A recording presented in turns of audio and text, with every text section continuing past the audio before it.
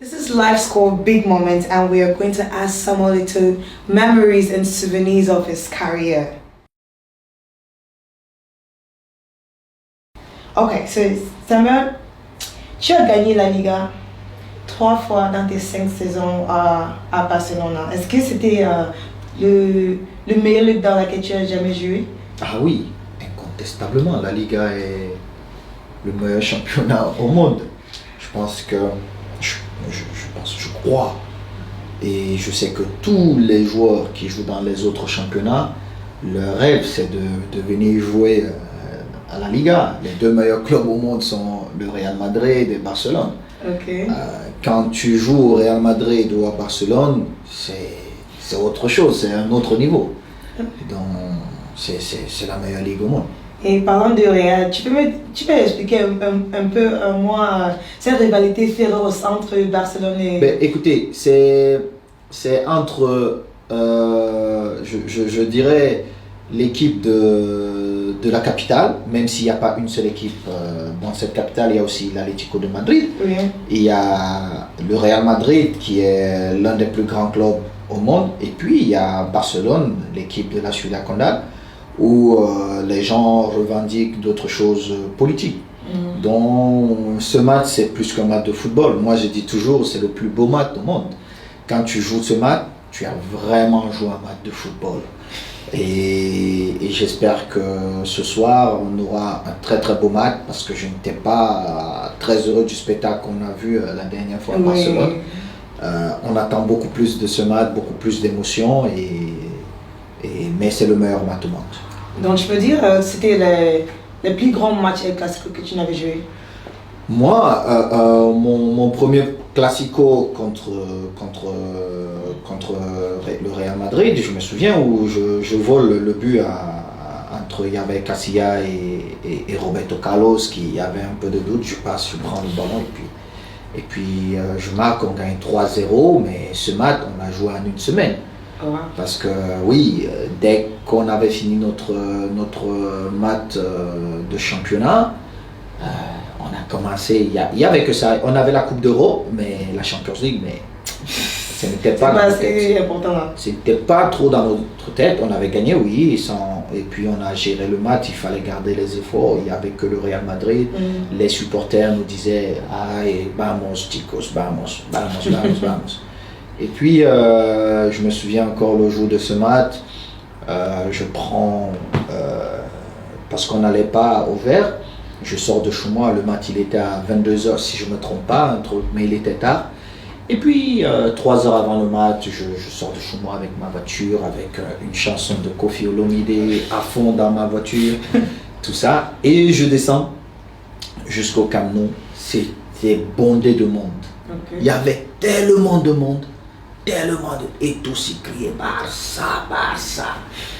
Et quand nous sommes entrés pour l'échauffement dans ce stade, ils voulaient juste tomber. C'était un moment incroyable. Et puis après, il y a eu aussi la Manita à Bernabéu, où je marque le premier but et puis je fais ce signe-là, et où Ronaldinho marque 2 buts, mais 2 buts incroyables, et Piqué aussi marque, et puis je ne sais plus, c'est Puyol ou je ne sais plus qui d'autre marque, et c'était juste incroyable. Ce sont des moments qu'on ne peut pas facilement oublier. Très bien. Et parlons de Lagos et à propos de la CAN de 2000, que signifiait cette victoire pour toi et pour le pays? Ben, déjà, personnellement, c'était ma première CAN. Ouais. J'arrivais dans cette magnifique équipe des Lions Indomptables où je ne partais pas titulaire. Et je me retrouve dans une situation de protagoniste. Je partais comme 4e attaquant et le coach me l'avait fait savoir, ce qui ne me dérangeait pas parce que j'avais tout le temps devant moi. Mais le football, c'est comme la vie, vous ne savez jamais quand est-ce que l'opportunité se présente, et elle s'était présentée. Alors j'ai saisi mon opportunité les 10 dernières minutes pendant le match d'ouverture face au Ghana où le coach m'a fait rentrer. Et c'est comme ça qu'il m'a dit juste après le match, lors du prochain match face à la Côte d'Ivoire, tu seras titulaire. Et pour ceux qui étaient là et qui veulent écrire la vraie histoire, ils savent. Moi, après le dîner à 19h30, je rejoignais ma chambre. Je dormais pour préparer mon match. J'étais très jeune, j'anticipais. Et puis contre la Côte d'Ivoire, j'ai marqué, je ne sais plus, très tôt, j'ai marqué. Et quand nous sommes arrivés ici à Lagos, après notre brillante demi-finale à Accra, j'étais souffrant et on ne savait pas si je devais prendre part à cette finale.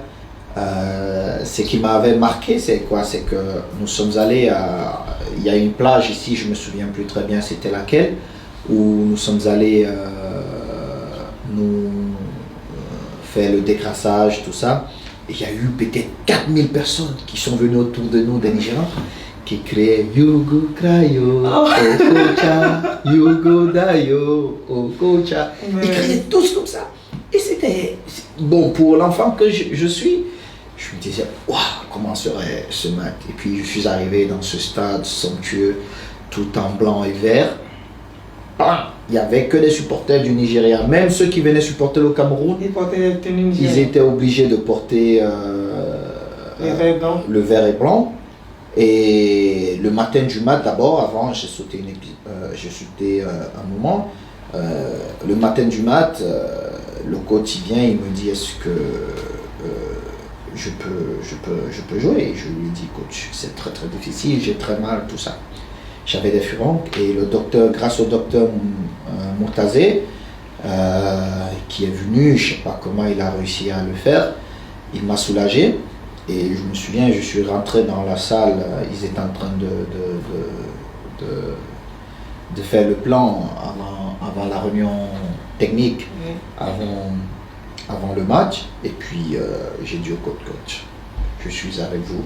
Et c'est comme ça qu'il m'a dit ok, tu joues. Et puis je suis arrivé dans ce stade, le grand frère Tariq Bouès à l'époque, il est venu, il y avait beaucoup d'intimidation. Il m'a dit c'est toi Samuel, mais moi j'avais trop peur. Je regardais comme ça et je disais mais c'est pas possible. Mais ça c'est la jeunesse.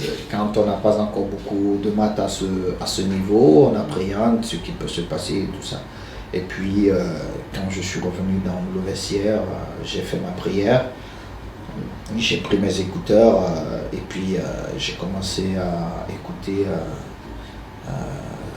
parce que j'adorais Kofi, c'était juste incroyable. Il me permettait de retrouver toute ma concentration. Après la prière, j'ai commencé à écouter la rumba de Kofi et puis ça m'a fait voyager, je me suis concentré. Et quand je suis entré pour l'échauffement, je voyais vert blanc mais je ne voyais pas les gens. Il n'y avait que le vert blanc que je voyais parce que j'étais tellement dans mon mat. Et je crois à la 10e minute, je marque. Et puis le deuxième but du Cameroun, je fais un travail magnifique, je sers Patrick Mboma qui marque le deuxième but. Et après je sors, le Nigeria revient au score et on va au tir au but, on gagne. C'était incroyable, c'était juste incroyable. Mais ce qui m'a marqué, c'est quand je suis arrivé à Yaoundé, quand nous sommes arrivés à Yaoundé, on nous célébrait. Tout le Cameroun était sorti, on nous célébrait dans toutes les rues et je n'attendais jamais, je n'avais jamais imaginé que les gens pouvaient crier autant mon nom. Ils criaient tellement mon nom et je me suis dit mais c'est pas possible. Et quand nous sommes arrivés au palais et que le président, pour un enfant de Nouvelle, de Vogada, et vous vous imaginez, j'arrive au palais et que le président me dise, quand il a dit Samuel Eto'o-Fils, il y a eu au moins 5 minutes d'applaudissements. Il avait cité plein de noms de mes coéquipiers, les gens avaient applaudi, mais c'était pas pareil. Quand il a dit Samuel Eto'o-Fils, le palais s'est arrêté, ils ont commencé à acclamer tellement fort. Et à un moment donné, j'ai jeté un coup d'œil vers la droite et j'ai vu mon père et ma mère. J'étais tellement heureux parce que pour nous, des enfants qui étaient supposés ne pas avoir de chance de réussir dans la vie, être là, être acclamé dans ce somptueux palais et voir mes parents dans ces lieux, où mes parents n'auraient jamais imaginé que de leur vie, ils pouvaient se rendre. C'était juste incroyable. Et même là, personne pouvait nous dire que quelques années plus tard, pour certains, on allait dire que nous sommes, que je suis le meilleur joueur africain de tout le temps, pour certains. Personne ne pouvait s'imaginer ça, mais c'était beau. Ce moment était vraiment très beau. Mais le Cameroun est toujours reconnaissant. Non, c'est vrai que les Camerounais, à chaque fois, je le vois partout où je vais, les gens, ils sont fous parce qu'ils ont gardé ça dans leur cœur et ils ne retiennent que ça. Mais pas seulement les Camerounais, partout en Afrique où je vais, les gens disent c'est pas possible. Ça. Même ici au Nigeria, ils m'ont parlé de ce match-là, mais ils m'ont dit vraiment, tu nous as fait honneur, tu nous as valablement représenté. Et c'est le même sentiment que j'ai quand je suis au Cameroun, où les gens me disent vraiment le Gambel, le Pichichi, Samuel, ils m'appellent, ils me donnent tous les noms. Je ne sais pas, vraiment, c'était incroyable. Merci pour tous ces moments de bonheur, de joie, d'amour que tu nous as donnés. Et je pense que même avec tout l'argent du monde, ça ne remplacerait pas ces belles paroles. Ouais. Ok, presque la finale là. En 2000, tu as gagné la CAN et tu as aussi emporté la médaille d'or dans les Jeux Olympiques. Mais où se classes-tu ces victoires cette année-là dans les moments forts de ta carrière? Le moment le plus fort, c'est cette CAN de 2000. Okay. C'est mon premier trophée. Je pense que ni une Champions League, ni les titres de Pichichi ou ce que j'ai pu avoir ne remplacerait ça parce que je découvrais ce que c'était de gagner. Après, j'ai commencé à gagner régulièrement. C'est devenu comme quelque chose de normal. Ouais. Quand vous avez des joueurs qui font 20 ans de carrière, qui n'ont jamais la chance de jouer une finale, mais c'était devenu quelque chose de régulier à moi, donc je ne trouvais plus ça spécial. Ce que je trouvais spécial, c'était, et ce que je trouve toujours spécial, c'était mon premier trophée. J'avais 18, je crois 18 ou 19 ans à l'époque. Et je voulais manger le monde, je voulais écrire mon histoire et je suis heureux aujourd'hui, plusieurs années plus tard, j'ai écrit mon histoire. Oh, nice. Et la dernière question, c'est moi qui ai composé ça. Je sais, à l'époque, on t'appelait le Petit Mila. Petit Mila, oui. Qui est-ce que tu peux intitrer le Petit? Oh, vous savez, quand vous êtes jeune, vous avez des idoles, vous voulez ressembler à certaines personnes qui sont là en train d'écrire ou qui ont écrit une certaine histoire, et c'était un grand honneur pour moi qu'on me surnomme comme ça. Nous savons tous ce que Roger Mila a pu apporter dans le football africain et camerounais en particulier, mais après, quand je suis devenu jeune et puis j'ai compris le sens des choses, j'avais écrit mon histoire, il fallait l'assumer, il fallait que les autres l'acceptent. Et les autres ont difficilement voulu l'accepter, mais l'histoire est là et on ne peut pas la biaiser, même si on veut souvent la biaiser. Mon histoire est là, elle n'est pas comparable jusqu'à présent et il faudra encore du temps pour qu'elle soit comparable. Oh wow, ok. Nothing further. Merci Samuel.